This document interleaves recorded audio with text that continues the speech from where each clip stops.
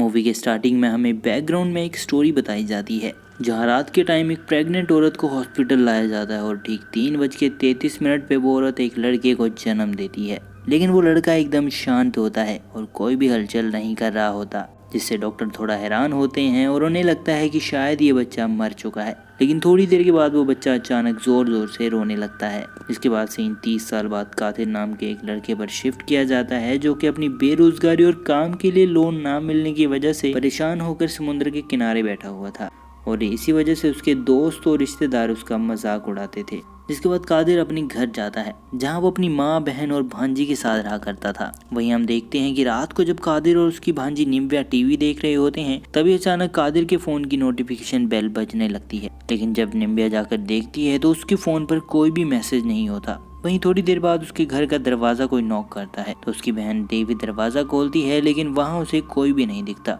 और वो फिर से दरवाजा बंद कर देती है।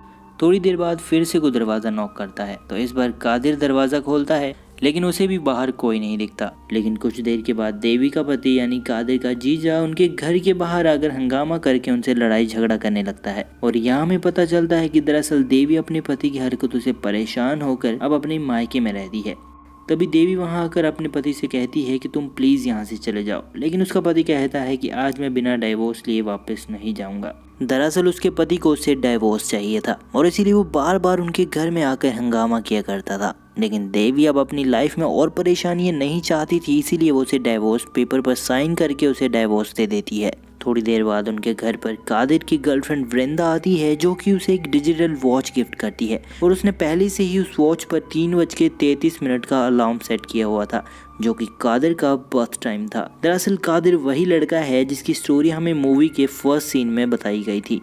वहीं दूसरे दिन एक चर्च के फादर उनके घर पर आते हैं तो कादिर उनसे पूछता है कि फादर आपको क्या चाहिए, लेकिन फादर उसे कोई भी जवाब नहीं देते। जिसके बाद फादर अपना हाथ एक दीवार पर रखते हैं और तभी अचानक उस दीवार पर दरारें आने लगती हैं और ये सब देखकर कादिर, उसकी माँ और उसकी बहन सब डर जाते हैं। तो फादर उन सबसे कहते हैं कि तुम जितना जल्दी हो सके ये घर छोड़ के चले जाओ, नहीं तो तुम्हारी जान को खतरा हो सकता है। वहीं अगले सीन में हम कादिर की माँ और बहन को टेरेस के एज पर खड़ा देखते हैं और इससे पहले कि कादिर कुछ कर पाता उससे पहले ही वो दोनों ऊपर से कूद कर सुसाइड कर लेती हैं। तभी अचानक कादिर नींद से जग जाता है, जिसका मतलब कि कादिर सपना देख रहा था और हम देखते हैं कि कादिर ना तो बिस्तर से उठ पा रहा था और ना ही कुछ बोल पा रहा था, मानो उसे किसी ने बिस्तर से बांध दिया हो। और इस वक्त टाइम हो रहा था 3:33। वहीं अगले दिन कादिर इस बारे में अपनी माँ को बताता है तो उसकी माँ उसे डांटते हुए कहती है कि मैं इसलिए तुमसे कहती रहती हूँ कि जब भी बाहर से आओ तो नहा धोकर अंदर आया करो, लेकिन तुम हो कि मेरी बात मानते ही नहीं हो। थोड़ी देर के बाद कादिर का एक फ्रेंड शरद अपनी प्रेग्नेंट वाइफ के साथ उनके घर पर उससे मिलने के लिए आता है। जैसे ही वो लोग घर में एंटर करते हैं तो अचानक पानी की मोटर अपने आप ही ऑन हो जाती है। जिसके बाद कादिर शरद के साथ ऊपर टेरेस पर चला जाता है और उसे अपने साथ हो रही अजीबोगरीब घटनाओं के बारे में बताने लगता है। तो शरद उसे हौसला देते हुए कहता है कि चिंता मत करो, जल्द ही एक दिन सब ठीक हो जाएगा। जिसके बाद हम शरद की वाइफ को कादिर की माँ और बहन के साथ बातें करते हुए देख पाते हैं। लेकिन थोड़ी देर बाद वो शरद को टेरेस पर बुलाने के लिए जाती है। तभी हम देखते हैं कि पानी की टंकी ओवरफ्लो कर रही होती है और उसका पानी टेरेस पर बहने लगता है और तभी अचानक उस बहते हुए पानी में बिजली की तार टूटकर गिर जाती है। तो जैसे ही शरद की वाइफ पानी के कांटेक्ट में आती है तो इलेक्ट्रिक शॉक की वजह से सीढ़ियों से गिर कर वो बेहोश हो जाती है। जिसके बाद वो दोनों उसे हॉस्पिटल ले जाते हैं। वहीं देर रात कादिर अपने घर पहुंचता है जहां वो अपनी माँ और बहन को बताता है कि वो लड़की अब खतरे से बाहर है, लेकिन अपने बच्चे को खो देने की वजह से बेचारा शरद अभी भी सदमे में ही है। जिसके बाद हम कादिर को नहाता हुआ देखते हैं और तभी उसे आवाजें सुनाई देने लगती हैं। जिसके बाद वो दरवाजे पर कान लगाकर ध्यान से सुनने लगता है क्योंकि उसे लग रहा था कि जरूर बाहर कोई है। उसके बाद वो दरवाजे के नीचे से बाहर की ओर देखता है तो उसे खून से लथपथ एक पैर दिखाई देता है, जिससे कादिर पूरी तरह से घबरा जाता है। लेकिन वहीं जब वो दरवाजा खोलकर देखता है तो उसे बाहर कोई भी नहीं दिखता। तभी उसे वृंदा का कॉल आता है और वो उसे टेरेस पर मिलने के लिए बुलाती है। जैसे ही कादिर ऊपर जाता है तो वो देखता है कि वृंदा वहां बिछाई एक चादर के पीछे खड़ी है और जैसे ही कादिर उस चादर को हटाता है तो उसे वहां पर कोई नहीं दिखता, जिससे कादिर थोड़ा और डर जाता है। और तभी अचानक पूरे गांव की लाइट चली जाती है। जैसे तैसे करके कादिर घर के अंदर आकर एक लाइटर ढूंढकर जलाता है तो उसे एक लड़की की आवाज़ सुनाई देने लगती है जो कि उसे अपने पास बुला रही होती है। जैसे ही कादिर उस आवाज़ का पीछा करता है तो वो नोटिस करता है कि वो आवाज़ उसी घड़ी से आ रही होती है जिस पे टाइम हो रहा था 3:33। ये सब के बाद कादिर गुस्से में आकर उस घड़ी को तोड़ देता है और तभी अचानक कादिर की नींद खुल जाती है, जिसका मतलब कि कादिर फिर से वही सपना देख रहा था। लेकिन वो पिछली बार की ही तरह ना ही उठ पा रहा था और ना ही कुछ बोल पा रहा था। थोड़ी देर के बाद जैसे ही वो वहाँ से उठता है और वो पानी पीकर अपनी माँ के पास सो जाता है। वहीं कुछ देर के बाद एक ना दिखाई देने वाली एंटिटी उसकी टांग पकड़कर उसे कमरे से बाहर ले जाती है और जब कादिर को होश आता है तो वो दोबारा कमरे के अंदर जाने की कोशिश करता है, लेकिन वो एंटिटी उसे सीढ़ियों से नीचे गिरा देती है जिससे कादिर वहीं पर बेहोश हो जाता है। अगले दिन जब कादिर उठता है तो वो खुद को वहां देखकर शॉक हो जाता है और उसे समझ नहीं आ रहा होता कि आखिर उसके साथ ये सब क्या हो रहा है। जिसके बाद कादिर टेरेस पर परेशान खड़ा होता है और तभी उसे उसकी बहन वहां आकर पूछती है कि आखिर तुम्हें क्या हो गया है, तुम इस तरह क्यों परेशान हो। लेकिन वो उसे कुछ भी नहीं बताता और वहां से जाने लगता है। लेकिन तभी वो देखता है कि उसकी बहन सीढ़ियों से छत की ओर ऊपर आ रही होती है, जिससे कादिर एकदम हैरान हो जाता है क्योंकि उसने अभी अभी अपनी बहन को अपने साथ छत पर बातें करते हुए देखा था। लेकिन जब वो पीछे देखता है तो वहां पर कोई भी नहीं होता। तभी उसकी बहन ऊपर आकर उससे कहती है कि तुम इस तरह डरे हुए क्यों हो, कोई भूत देख लिया क्या। और साथ ही वो उसे नीचे जाकर नहाने के लिए कहती है। जिसके बाद कादिर नीचे आने लगता है और सोचता है कि शायद ये सब उसका एक वहम है। तो जैसे ही कादिर नीचे बाथरूम में जाने लगता है तभी उसकी बहन भी बाथरूम से नहाकर बाहर निकलती है और अब अपनी बहन को नीचे देखकर कादिर की तो सिट्टी पिट्टी गुल हो जाती है और वो वहीं बेचारा चक्कर खाकर गिर जाता है। एंड ट्रस्ट मी गाइस, ये सीन आपके होश उड़ा देगा।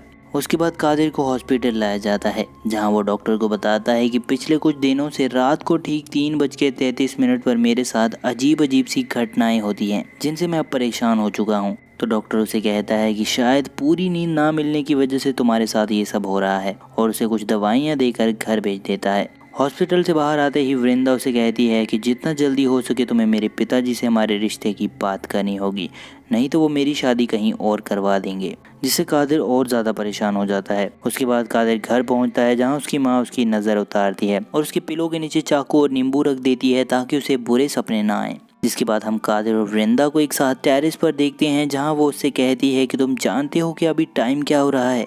अभी टाइम हो रहा है 3:33 और जो कोई इस टाइम पर एक साथ मरता है उन्हें दुनिया में कोई भी ताकत अलग नहीं कर सकती। इतना कहते ही वृंदा कादिर को लेकर छत से कूद जाती है और तभी अचानक कादिर की नींद भी खुल जाती है और हर बार की तरह इस बार भी वो कुछ बोल नहीं पा रहा था।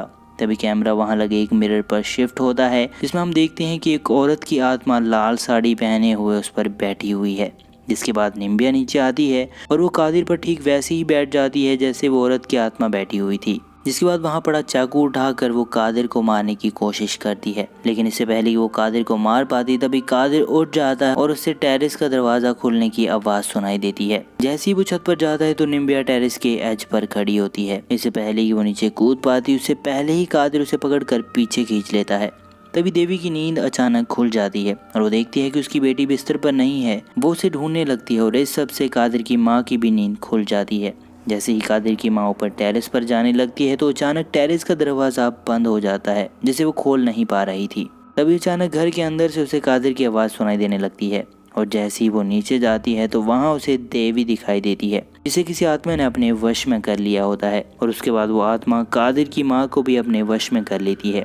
जिसके बाद कादिर निम्बिया को लेकर नीचे आता है और उसकी माँ और बहन दोनों मिलकर उन दोनों पर अटैक कर देती हैं। लेकिन कादिर किसी तरह निम्बिया को लेकर घर के बाहर आ जाता है और घर का मेन डोर लॉक कर देता है। उसके अगले दिन कादिर भूत भगाने वाले फादर्स की एक टीम लेकर आता है तो वो लोग उन दोनों को किसी तरह कंट्रोल करके पानी के कंटेनर्स के आमने सामने बैठा देते हैं। तभी फादर कादिर का खून लेकर उस पानी में मिलाता है जिससे उसकी माँ और बहन ठीक होने लगती हैं। जिसके बाद फादर कादिर को पानी में डुबाने लगता है और इससे जब कादिर बेहोश हो जाता है तो उसकी माँ और बहन पर से वो साया हट जाता है। थोड़ी देर के बाद कादिर होश में आता है। तभी फादर कादिर की माँ और बहन को कहता है कि तुम लोगों की हालत का जिम्मेदार कोई और नहीं बल्कि कादिर ही है और अगर तुम लोग अपनी जान बचाना चाहते हो तो तुम्हें कादिर से दूर रहना होगा। ये सब के बाद कादिर काफी उदास हो चुका था और एक रात वो अपनी माँ से कहता है कि मैं तुम लोगों की जिंदगी को खतरे में नहीं डाल सकता और इसीलिए मैं कल घर छोड़कर जा रहा हूँ। उसी रात फिर से 3:33 पर कादिर की नींद खुलती है और वो धीरे धीरे अपने माँ के कमरे की ओर बढ़ने लगता है और वहाँ जाकर चुपचाप सो जाता है। वहीं अगली सुबह कादिर अपना बैग पैक कर रहा होता है और तभी वहाँ वृंदा आकर उसे कहती है कि तुम यहाँ से कहीं नहीं जाओगे और हम सब मिलकर इस बुरे वक्त का सामना करेंगे। तभी अचानक घड़ी पर 3:33 हो जाते हैं और वृंदा उस आत्मा से पुजेस होकर छत की ओर भागने लगती है। कादिर भी उसके पीछे पीछे छत पर जाता है और देखता है कि वृंदा एक लोहे की रॉड लेकर उसे अपने साथ खेलने के लिए कह रही होती है। जिसके बाद डर के मारे कादिर नीचे आ जाता है और देखता है कि वृंदा तो नीचे बेहोश पड़ी हुई है। जैसे ही वृंदा होश में आती है तो वो उसे अपने घर भेज देता है। जिसके बाद कादिर को हर जगह 333 नंबर दिखाई दे रहा था और इस चीज से परेशान होकर वो इंटरनेट पर सर्च करके इस बारे में पता लगाने की कोशिश करता है। तभी उसे एक पैरानॉर्मल एक्सपर्ट का वीडियो मिलता है जहां वो एक इंटरव्यू में बताता है कि दरअसल ये नंबर एक ईवल नंबर है और ये सिर्फ उन्हीं लोगों को परेशान करता है जो कि इस टाइम पर पैदा होते हैं। दरअसल ये वही टाइम होता है जब हमारे आसपास बहुत ज़्यादा नेगेटिव एनर्जी होती है।